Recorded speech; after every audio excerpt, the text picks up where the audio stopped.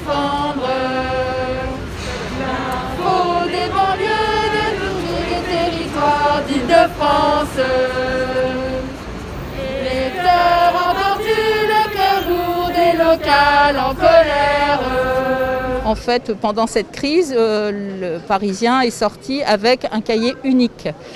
Et aujourd'hui, ce que l'on craint, c'est que la direction choisisse de continuer dans cette voie et de faire disparaître en fait les cahiers départementaux qui sont hyper importants puisqu'on y rapporte, on est 130 journalistes rédacteurs dans chaque département d'Île-de-France et de l'Oise à apporter l'information à partir du terrain, à partir de la locale, une information qui est indispensable sur le Parisien papier, puisque dans ces villes qui sont plus ou moins grandes, dans les cités, dans les quartiers, dans chaque rue, on est conscient que l'information doit circuler et pas seulement sur Internet, puisque tout le monde n'a pas le même vecteur d'information et beaucoup de gens n'ont pas accès à Internet. Avant, on avait un cahier départemental pour le Parisien 93. Aujourd'hui, on a un cahier régional où on continue de faire des articles. Du coup, chaque édition continue de faire des articles, mais en quantité du coup beaucoup moins importante qu'avant.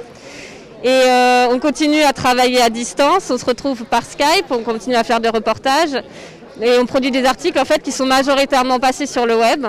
Donc on en produit, faut au moins qu'on en produise 5 par jour, alors qu'avant on en produisait le double avant le confinement.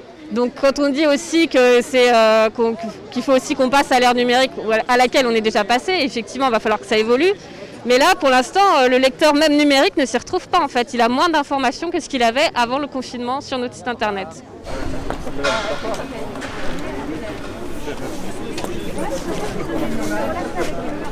C'est une des grosses inquiétudes des journalistes des éditions départementales qui ne comprennent pas pourquoi la couverture éditoriale des départements d'Île-de-France n'est pas à la hauteur de cette échéance électorale.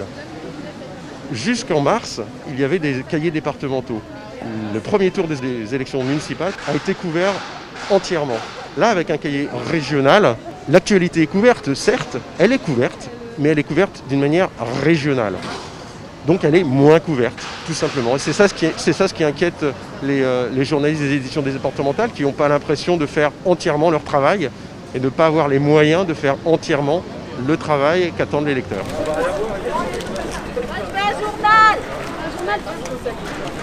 On est conscient aussi que c'est une crise de la presse en général. On est conscient de cela, bien évidemment. On est conscient aussi que le journal en ce moment ne récupère pas de publicité. Il y a aussi une crise à ce niveau-là. Mais si on parle uniquement du Parisien, on est conscient que la direction, au fur et à mesure du temps, a fait des choix avec lesquels on n'est pas d'accord aujourd'hui. Renouvelant pas les CDD, en démantelant les sports départementaux. Voilà toute une série de choix qui ont mené à une situation actuelle. Et cette situation, elle pourrait perdurer jusqu'en septembre, sans cahiers départementaux. Et en septembre, qu'est-ce qui va se passer? On va nous dire, il y a de nouveaux chiffres. Les chiffres ne sont pas bons, ils se sont accentués dans la descente parce qu'il y a moins de lecteurs. Mais oui, mais si on ne propose pas d'informations aux lecteurs, parce qu'on reste en cahier unique, parce qu'il y a moins d'informations, parce que tout le monde ne va pas sur Internet, parce qu'on ne nous trouve plus correctement dans tous les bistrots, parce qu'on est aussi faut pas oublier qu'on est un Parisien et qu'on est populaire, et ça, il n'y a pas de raison de l'oublier. Eh bien, on nous dira en septembre, écoutez, voilà.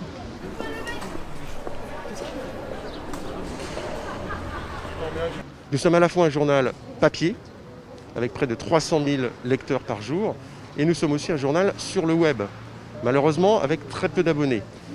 37 000 abonnés, ce chiffre a doublé en quelques mois, c'est formidable, mais ne suffit malheureusement pas à assurer à très long terme une rentabilité du journal. Il faut donc compter aussi sur le papier, c'est toute la difficulté de la chose. Nous, au SNJ, on dit qu'il ne faut pas déshabiller Paul pour habiller Pierre. Il faut marcher sur ses deux jambes, il faut continuer à soutenir le papier parce que c'est ce papier qui nous donne des revenus. Certes insuffisants, mais il nous en donne encore via les ventes et via la publicité. Évidemment qu'il faut bouger sur le web, il faut aller très fort sur le web, mais il ne faut pas oublier le papier.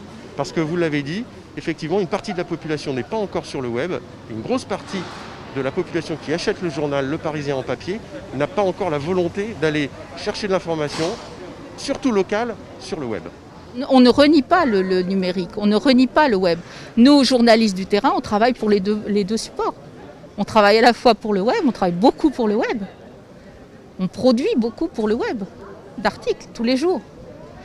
Et on produit également pour le papier. Le problème, c'est que le papier, la production de papier, enfin le papier, la place pour nos articles sur le papier, elle n'est plus là.